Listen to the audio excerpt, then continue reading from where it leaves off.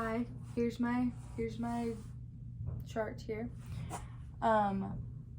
It's 3 blind mice, and they are little mice. I thought that it would be fun for a younger demographic, and I'll say later why I made some mistakes, but I outlined the high C so that if you're doing like tone chimes where there's a difference between the high and low C, you can do that. Yeah, so I put the notes and the colors and the words on it. Again, so that if you were like playing tone chimes where you only have the letters, you can do it, or if you have the colors and you have the words. Okay. On the back, I have just the title, the range, total needed. I put 8 because I didn't realize that the handbells, you don't have like high and low C, it's just all the same. So I'd probably go back and say parentheses like 7 without high C. And then it has the frequency here. And again, I differentiated it, so I probably would have to put another like total C is 8 because that's more than any of the other ones. I did not put a lead sheet since it's a nursery rhyme. I just feel like it was a little bit unnecessary, but if it was anything more difficult where I felt like I would forget it or need one, then I would put a lead sheet.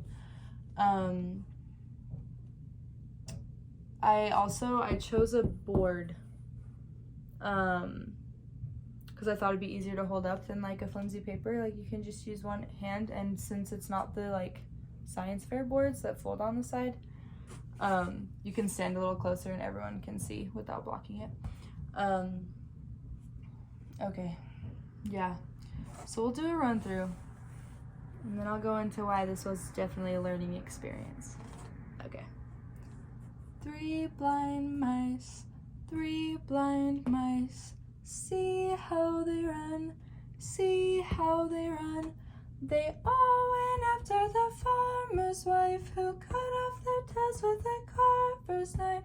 3 blind mice. Okay.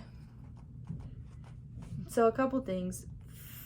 First thing is it would have been way easier to like outline the mice and then color them in as opposed to cutting out every mouse, especially where it's like so specific and it's not like I'm gonna use the mice for anything else. And since I put the words, I can't like change the lyrics or anything.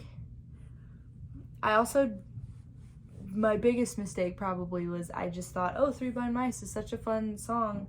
Then I looked up a lead sheet and thought it would be fun to make little mice out of them. And it wasn't until it was like almost glued on here that I realized there was only one verse to the song. So I had to use the cutting off of tails verse, which is not ideal because I imagine this for like a pretty young population since it's 3 Blind Mice.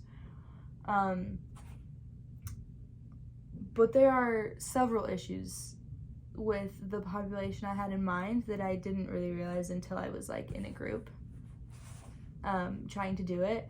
One of them is this last part of the song gets pretty difficult. Like even our group had kind of a hard time doing that, and part of that is I did try and simplify it. Like if there's 2 notes on the same 2 words on the same note, I just have it play once. And that almost makes it like more difficult because they don't know where we're doing that. And then this part in general is just really fast. Like they all went after the... So I think that if I were to do this again, I would leave off the words totally. And I could still use this, but as like a slightly older demographic than I had imagined. And then have part of the activity also be like making our own lyrics maybe, or even like trying it with these lyrics and then trying it with something else, because it probably would have to be an older demographic than like first graders or preschoolers who usually sing 3 Blind Mice. It's a little too difficult for that.